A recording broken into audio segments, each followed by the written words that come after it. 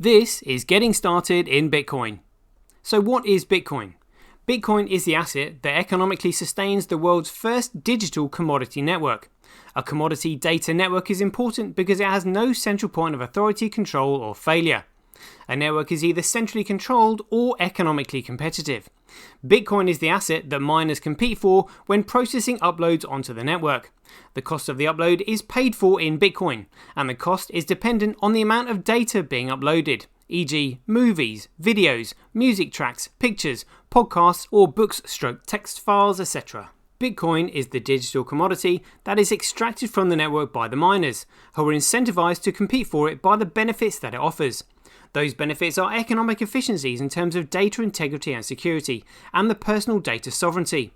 Because the network is economically competitive and globally distributed without a central point of control, those who use the network own and control their own data. This means that content creators can now own their own work and benefit from its sale and global distribution. A digital commodity can only be constructed using 5 principal elements, and they are 1. A fixed supply, 2. A locked protocol, 3. Unbounded capacity, 4. Economic competition, and 5. Common accountability. And because the network doesn't have any central point of authority, control, or failure, it means it's vulnerable and therefore has to be protected externally by patents. To try and provide a clearer understanding, I'll compare the Bitcoin network to Amazon Web Services and Microsoft Cloud. Amazon actually makes more money from its Amazon Web Services than it does from its traditional business. The data service industry is now one of the largest industries in the world and continues to grow exponentially due to more and more businesses requiring digital services. But the issue with using centrally controlled services is that they have a single central point of authority, control, and failure. Meaning, as a business using their services, you are at their mercy and continue to incur monthly costs depending on how much data you require. Whereas when using the Bitcoin network, you pay for one upload and the data is stored indefinitely forever on the network, with no monthly fees.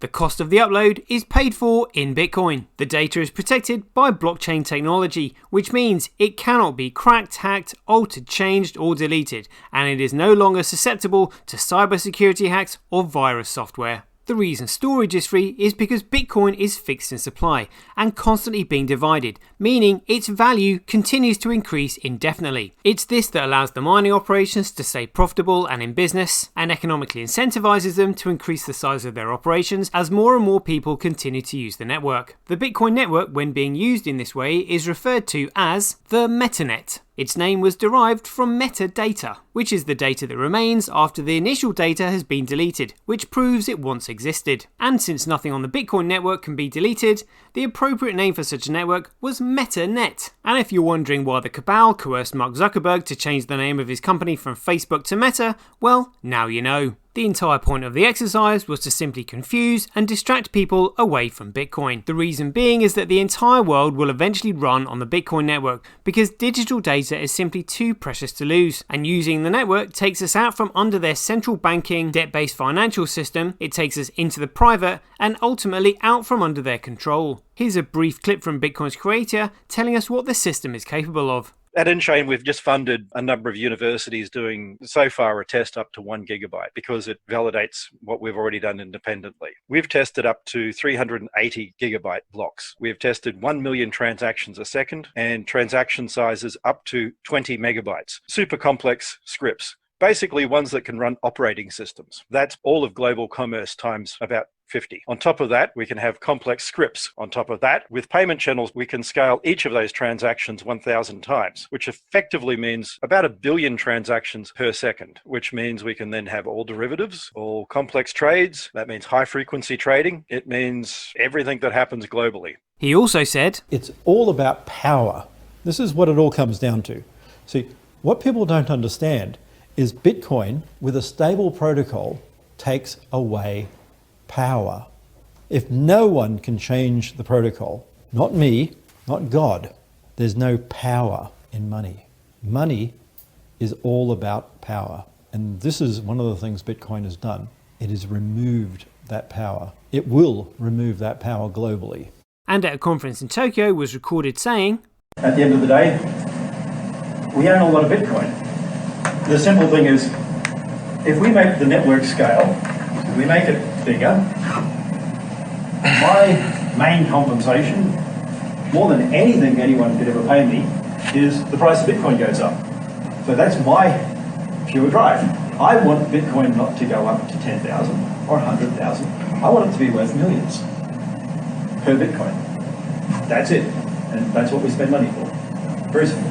It was while he was still under the pseudonym Satoshi Nakamoto that Dr. Craig Wright wrote in an email to Mike Hearn, the existing Visa credit card network processes about 15 million internet purchases per day worldwide. Bitcoin can already scale much larger than that with existing hardware for a fraction of the cost. It never really hits a scaling ceiling.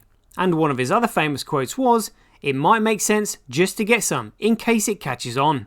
In one of his most recent posts on the 22nd of October 2022, Dr. Craig Wright posted, "The last of the patents related to scaling have been filed yesterday. The research shows we can scale to over 10 to the power of 11 transactions per second. The cost will be under 1,000th of a US dollar a standard transaction. That is 100 times lower than any transaction processing system ever created. Sorry, blockchain scales." What this means is that all the world's payment providers will eventually be using the Bitcoin network to process payments, because it's the cheapest, most secure and most efficient network to use. And of course you can't access the network without using Bitcoin. So all these companies here will be buying Bitcoin in order to use its network to take advantage of its data efficiencies and data securities. And at the same time, it's a commodity increasing in value. So they'll be using it to save millions, if not billions of dollars on data efficiencies and data securities, and at the same time holding it for its increase in value to use it as a medium of exchange at a later date. Bitcoin is quite literally the most valuable commodity on Earth, because the entire world runs on digital data, and it's Bitcoin that secures it. The smartest people in the world will recognise this, and they'll be the people who move first. So if you consider yourself to be one of those people, this is what you need to know to get started. These are the three main non-custodial mobile wallets that I recommend. They are Handcash, Centbee and SimplyCash.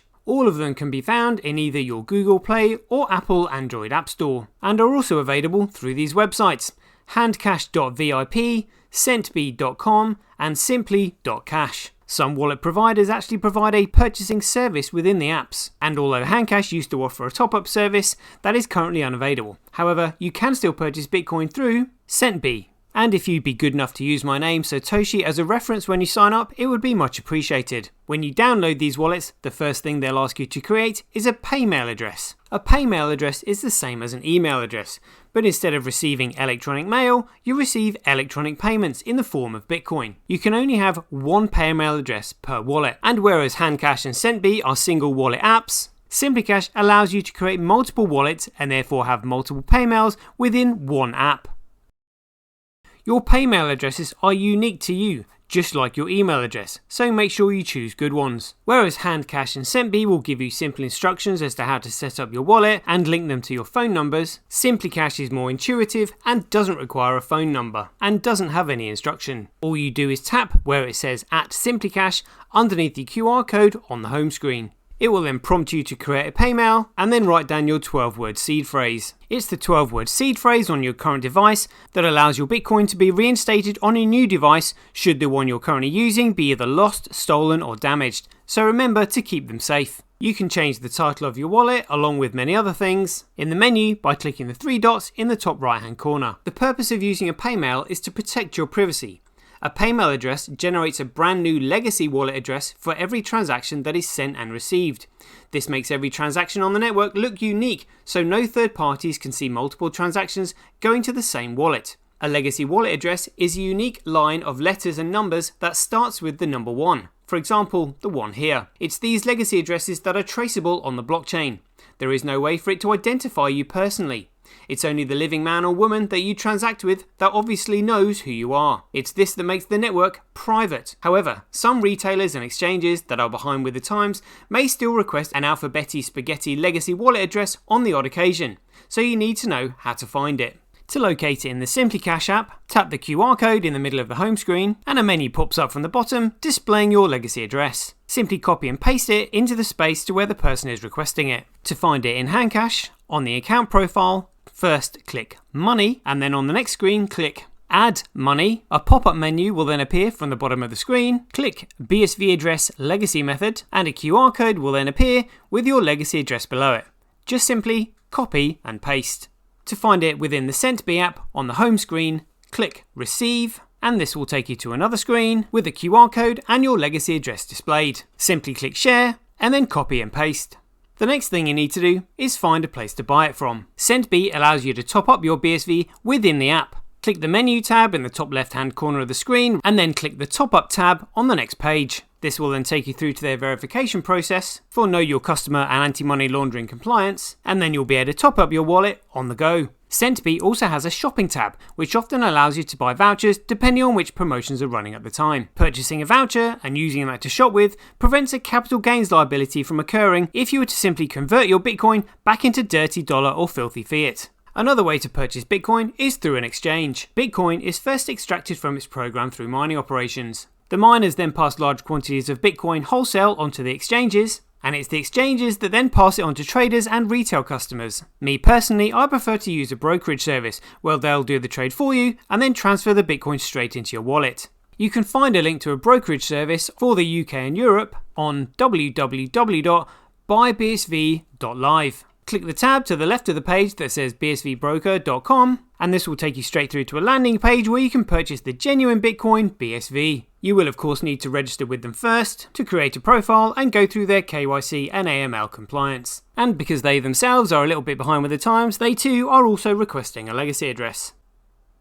Where it says additional wallet information, you can leave that blank because that's only required if you're purchasing yet to be defined illegal security offerings. Just please remember to put Satoshi in the referred by box. Once you've got some Bitcoin in your wallet, you can then sign up to social media applications built on Bitcoin BSV. You can go to buybsv.live and underneath it, you can join the social media site Twitch, where you can get your tweets etched on Twitch forever on the Bitcoin blockchain. Posting on Twitch means that your tweets can't ever be taken off chain, and you can also be paid for your content by other users who appreciate your efforts. And just for the record, today's date being the 28th of February 2023, the genuine Bitcoin BSV already has more transactions on its network than any other chain, currently recording 37.2% of the entire market's transaction volume, which is more than Ethereum and XRP. It also currently has more data flowing up onto its network than any of the other Bitcoin forks, currently registering 93.4% of the entire block size. Yours today for the princely sum of just $41.85.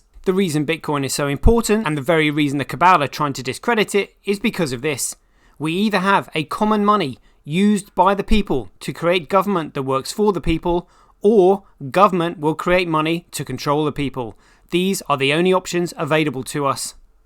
To learn more about Bitcoin, you can watch these videos that are linked in the description. A brief history of Bitcoin, the rise and rise of Craig Wright, shining a light on sovereign electronic cash, farmers, food supply and money, Silverfish, and what happened to Bitcoin. I may see you on your journey down the Bitcoin rabbit hole.